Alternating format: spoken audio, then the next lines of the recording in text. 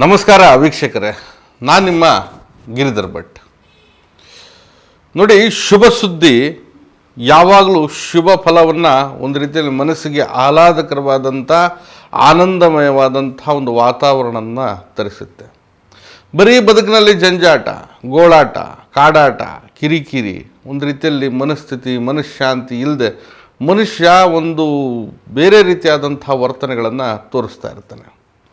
ಅಂಥವ್ರಿಗೆ ಯಾವುದೋ ಒಂದು ಶುಭ ಕಾರ್ಯ, ಶುಭ ವಿಚಾರ, ಶುಭ ಪರಿವರ್ತನೆ, ಒಂದು ಮನಸ್ಥಿತಿಗೆ ತಕ್ಕ ಹಾಗೆ ಮುದ ನೀಡ್ತಕ್ಕಂಥ ಒಂದು ಒಳ್ಳೆಯ ಸುದ್ದಿಗಳು ಬಂದುಬಿಟ್ರೆ ಆ ಮನುಷ್ಯನಿಗೆಲ್ಲೋ ಒಂದು ಕಡೆ ಹಿಂದೆ ಪಟ್ಟಂಥ ಕಷ್ಟ, ಮುಂದೆ ಬರ್ತಕ್ಕಂಥ ಒಂದು ಯೋಚನೆ, ಚಿಂತೆ ಇವೆಲ್ಲವೂ ಮಾಯವಾಗಿ ಆ ಕ್ಷಣದಲ್ಲಿ ಒಂದು ಆನಂದಮಯ ಪೂರ್ವಕವಾದಂಥ ಒಂದು ಬದುಕನ್ನು ಆಸ್ವಾದಿಸ್ತಾನೆ, ಆನಂದಿಸ್ತಾನೆ. ಇದು ಶುಭ ಸುದ್ದಿ.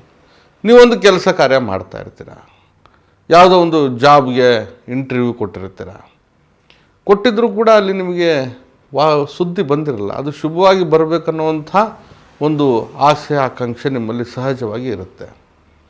ಯಾವುದೋ ಒಂದು ಕಾರ್ಯನಿಮಿತ್ತವಾಗಿ ಏನೋ ಒಂದು ಕೆಲಸಗಳಾಗಬೇಕಾಗಿರುತ್ತೆ, ಸರ್ಕಾರ ಮಟ್ಟದಲ್ಲೋ ಅಥವಾ ನಿಮ್ಮ ಬಿಲ್ ಪಾವತಿಗಳು, ಬಾಬ್ತುಗಳು, ಮೊತ್ತಗಳು ಏನಾದರೂ ಇರ್ಬೋದು. ಅದರಲ್ಲಿ ಕೂಡ ಬಹಳ ಹತಾಶದಾಯಕವಾಗಿ ಸತಾಯಿಸ್ತಾ ನಿಮ್ಮನ್ನು ಒಂದು ರೀತಿಯಲ್ಲಿ ಕಟ್ಟಿ ಹಾಕಿರುತ್ತೆ. ಅಂಥ ಸಂದರ್ಭದಲ್ಲೂ ಕೂಡ ಒಂದು ಒಳ್ಳೆಯ ಶುಭ ಸುದ್ದಿ ಬಂದುಬಿಟ್ರೆ ಕೆಲಸ ಆಗಿದೆ ಅಂಥೇಳಿ ನಿಮಗೆಲ್ಲೋ ಒಂದು ಕಡೆ ಪಟ್ಟಂಥ ಕಷ್ಟ ಅಥವಾ ಆ ಒಂದು ವಿಷಯಕ್ಕೋಸ್ಕರ ನಂಬ್ಕೊಂಡು ನೀವು ಏನೋ ಒಂದು ಜೀವನನ ಮಾಡ್ತಾ ಇರ್ತೀರ, ತ್ಯಾಗ ಮಾಡಿರ್ತೀರ, ಬಂಡವಾಳ ಹಾಕಿರ್ತೀರ, ಅಥವಾ ಇನ್ಯಾವುದೋ ಒಂದು ನಿಮ್ಮ ಶ್ರಮವನ್ನು ಅಲ್ಲಿ ವ್ಯವಧಾನವಾಗಿ ಕೊಟ್ಟಿರ್ತೀರ. ಅಂಥ ಸಂದರ್ಭದಲ್ಲಿ ಇಂತಹ ಶುಭ ಸುದ್ದಿಗಳು ಬಂದ ತಕ್ಷಣ ನಿಮಗೆ ಎಲ್ಲ ಒಂದು ಕಡೆ ನೀವು ಪಟ್ಟ ಶ್ರಮಕ್ಕೂ ಕೂಡ ಸಾರ್ಥಕ ಆಯಿತು ಎಂಬತಕ್ಕಂಥ ಒಂದು ಭಾವನೆ ನಿಮಗೆ ಬರುತ್ತೆ. ಖಂಡಿತವಾಗಿಯೂ ನಿಮಗೆ ಆ ಒಂದು ಶುಭ ಸಮಾಚಾರ, ಸುದ್ದಿ, ಶುಭ ಗಳಿಗೆಗಳು ಬಂದಾಗ ಆ ಭಗವಂತನಲ್ಲಿ ನೀವು ಬೇಡ್ಕೊಂಡ್ಬಿಡ್ತೀರ, ತುಂಬ ಧನ್ಯವಾದ ದೇವರೇ ಅಂಥೇಳಿ. ಏನೋ ಒಂದು ರೀತಿಯಲ್ಲಿ ಅವ್ರ ಮನಸ್ಸು ಬಂದ ರೀತಿಯಲ್ಲಿ ಪ್ರಾರ್ಥನೆ ಮಾಡಿಕೊಡ್ತಾರೆ. ಒಂದು ರೀತಿಯಲ್ಲಿ ಅವ್ರಿಗೆ ಒಂದು ಆಸೆ, ಮನುಷ್ಯನ ಸಹಜವಾದಂಥ ತತ್ವ ಗುಣಶೀಲತೆಗಳು ಇವಲ್ಲಿರ್ತದೆ. ಆದರೆ ಪ್ರಯತ್ನ ಇದೆ, ಮತ್ತು ಬಾಳಲ್ಲಿ ಭಾಳಷ್ಟು ಹೋರಾಟ ಇದೆ, ಶ್ರಮದ ಹಿಂದೆ ಬಿದ್ದಿದ್ದೀರಾ, ಕೆಲಸದ ಬಗ್ಗೆ ಭಾರೀ ತಲೆ ಕೆಡಿಸ್ಕೊಂಡು ನೀವು ತುಂಬ ಯೋಚನೆ ಮಾಡಿಕೊಂಡು ಆ ಕೆಲಸದ ಬಗ್ಗೆ ಆಳವಾಗಿ ತೊಡಗಿದ್ದೀರಾ. ಆದರೂ ಕೂಡ ನಿಮಗೆ ಕಾರ್ಯ, ವಿಚಾರ, ವ್ಯವಸ್ಥೆ ನಿಮ್ಮಂತೆ ಇಲ್ಲದೆ ಒಂದು ರೀತಿಯಲ್ಲಿ ನಿಮಗೆಲ್ಲೋ ಒಂದು ಕಡೆ ಅದು ಮುಂದಕ್ಕೆ ತಳ್ತಾ ಹೋಗ್ತಾ ಇದ್ದಾಗ ಎಲ್ಲೋ ಒಂದು ಕಡೆ ನಿಮಗೆ ಮನಸ್ಸಿಗೆ ಬೇಸರ, ಒಂದು ರೀತಿಯಲ್ಲಿ ಆಲೋಚನೆ, ಅಥವಾ ನನ್ನ ಹಣೆ ಬರನೇ ಇಷ್ಟು ಅನ್ನೋ ರೀತಿಯಲ್ಲಿ ನೀವು ಬೇರೆ ಬೇರೆ ರೀತಿಯಲ್ಲಿ ಚಿಂತನೆಗೆ ಈಡು ಮಾಡಿಕೊಡ್ಬೋದು. ಈ ಮನುಷ್ಯ ಏನಾಗ್ತಾನೆ, ಅಂತಃಸತ್ವವನ್ನೇ ಕಳ್ಕೊಂಡ್ಬಿಡ್ತಾನೆ. ಯಾಕಂದರೆ ಶುಭ ವಿಚಾರಗಳು ಬರುತ್ತೆ ಅಂದರೆ ತಾನು ಪಟ್ಟಂಥ ಶ್ರಮದ ತಕ್ಕನ ಹಾಗೆ ಪರಿಶ್ರಮ ಏನಿದೆ, ಲಾಭ ಅನ್ನೋದು ಸಿಕ್ಕಿದ್ರೆ ತಾನೇ ಆತ ಎಲ್ಲೋ ಒಂದು ಕಡೆ ಬದುಕಿನಲ್ಲಿ ಏನೋ ಒಂದು ರೀತಿಯಲ್ಲಿ ಸಾಧಿಸ್ತೆ ಅಂತಕ್ಕಂಥ ಮನೋಭಾವನೆ ಬರೋದು. ಬರೀ ಅದರಲ್ಲೇ ಈ ಕೆಲಸದಲ್ಲೇ ಕಾಲಹರಣ ಮಾಡಿ ಆ ಶ್ರಮದ ಫಲ ನಿಮಗೆ ಸಿಗದೇ ಇದ್ದಾಗ ಎಲ್ಲ ಒಂದು ಕಡೆ ನಿಮಗೆ ಹತಾಶದಾಯಕವಾದಂಥ ಸ್ಥಿತಿ ಮಾನಸಿಕವಾಗಿ ಬೇಸರ ತರುತ್ತೆ. ಇಂಥ ಸಂದರ್ಭದಲ್ಲಿ ಶುಭ ಸಮಾಚಾರ, ಶುಭ ಸುದ್ದಿ, ಅದು ಮದುವೆ, ಕಾರ್ಯ, ಕಲ್ಯಾಣ, ವ್ಯವಸ್ಥೆ, ಕೆಲಸ, ಇಂಟರ್ವ್ಯೂ, ಮತ್ತೊಂದು ಏನಾರ ಇರಲಿ, ಅದು ಈ ಸಂದರ್ಭದಲ್ಲಿ ನಿಮಗೆ ಜಾಸ್ತಿ ಗೋಳಾಡ್ತಾ ಇದ್ದರೆ ಖಂಡಿತವಾಗಿ ಈ ಮಂತ್ರವನ್ನು ಹೇಳ್ಕೊಳ್ತಾವೆ. ಮಂತ್ರ ಒಂದೇ ಅಲ್ಲ, ಇದು ಮಂತ್ರಗಳ ಕಟ್ಟು ಅಂತ ಹೇಳ್ಬೋದು. ಖಂಡಿತ ಇದು ನಿಮಗೆ ಬಹಳಷ್ಟು ವೇಗವಾಗಿ ತಕ್ಷಣವೇ ಶುಭ ಸುದ್ದಿಗಳು ಬರೋ ಹಾಗೆ ನಿಮ್ಮಲ್ಲಿ ಒಂದು ಪ್ರಭೆಯನ್ನು ಮೂಡಿಸಲಿಕ್ಕೆ ಇದು ಸಹಕಾರಿಯಾಗಿರುತ್ತೆ. ಅಥವಾ ನಿಮಗೆ ಇದರಿಂದ ಬಹಳಷ್ಟು ಒಂದು ಮುದ ನೀಡತಕ್ಕಂಥ ಸುದ್ದಿ ಸಿಗಲಿಕ್ಕೆ ಇದು ರಹದಾರಿಯನ್ನು ನೀಡುತ್ತೆ. ಹಾಗೆ ಸಿಗುತ್ತೆ ಅನ್ನೋವಂಥ ನಂಬಿಕೆ ಖಂಡಿತ ಇಟ್ಟು ಇದನ್ನು ಮಾಡಿ ನೋಡಿ. ಮಂತ್ರಗಳು ಹೀಗಿದ್ದಾವೆ: ಓಂ ಹ್ರೀಂ ಕ್ರೀಂ ಫಟ್, ಇದು ಒಂದು ಆಗಿರ್ಬೋದು.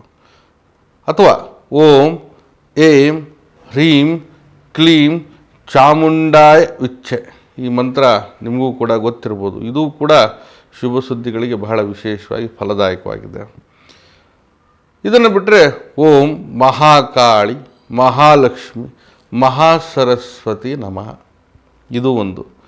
ಓಂ ಅಂ ಹಂ ಕ್ರೌಂ ಕ್ಷೌಂ ಫಟ್, ಇದೊಂದಿರ್ಬೋದು. ಓಂ ಕ್ಲೀಂ ಧುಂ ಫಟ್ ಇದು ಒಂದಿರ್ಬೋದು. ಹಾಗೆ ಓಂ ಭೈರವಾಯ ನಮ ಸರ್ವದುಷ್ಟ ನಿವಾರಣಾಯ ಸ್ವಾಹ ಇದಿರ್ಬೋದು. ನೋಡಿ, ಎಲ್ಲವೂ ಕೂಡ ಬೇರೆ ಬೇರೆ ಮಂತ್ರಗಳೇ, ಇದು ಒಂದೇ ಮಂತ್ರ ಅಲ್ಲ ಇವು.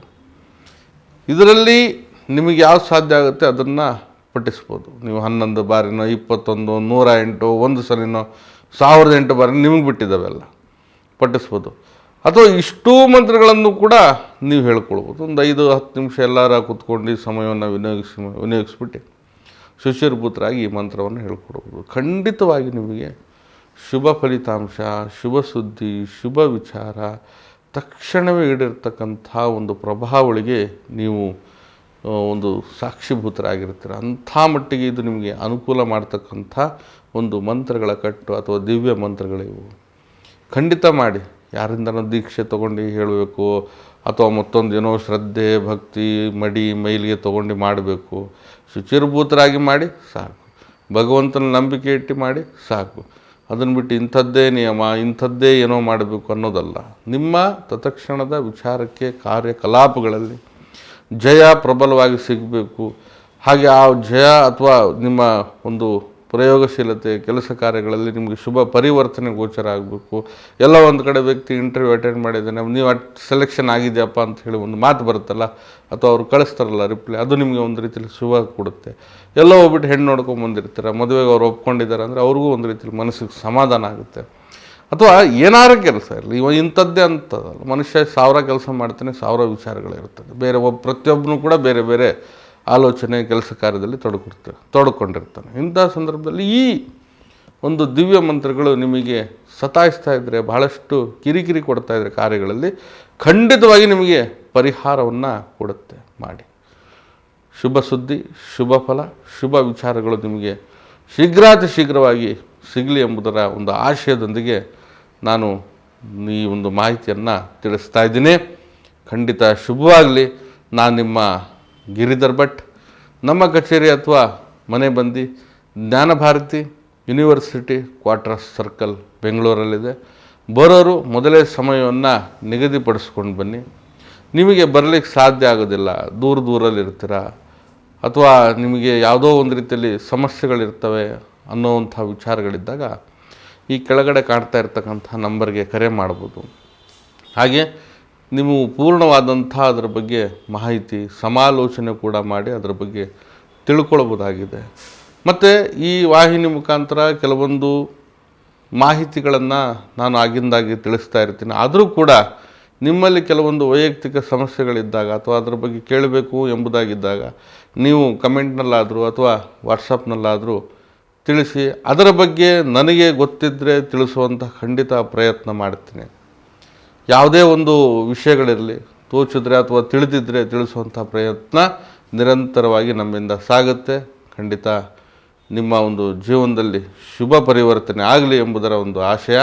ಶುಭವಾಗಲಿ. ನಮಸ್ಕಾರ.